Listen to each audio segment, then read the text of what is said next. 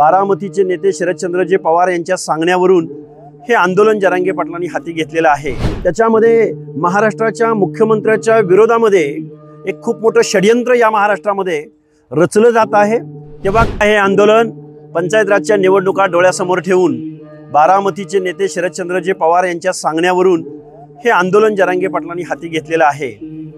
ज्या काही कायदेशीर गोष्टी आहेत, संविधानिक गोष्टी आहेत, त्या कुणीही टाळू शकत नाही, पण ज्या बेकायदेशीर गोष्टी आहेत, महाराष्ट्रातलं वातावरण कलुषित होऊ शकतं, समाजामध्ये दुफळी निर्माण होऊ शकते, अशा ज्या काही गोष्टी या महाराष्ट्रामध्ये आता होत आहेत त्या 29 ऑगस्टच्या आंदोलनाच्या माध्यमातून होत आहेत।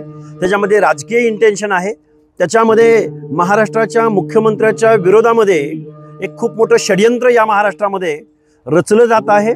तेव्हा गावगाड्यातल्या महाराष्ट्रातल्या सर्वसामान्य जनतेने, ओबीसीनी, भटके विमुक्त जाती जमातींनी आपण सगळेजण एकत्रित आलं पाहिजे अशी माझी भावना आहे।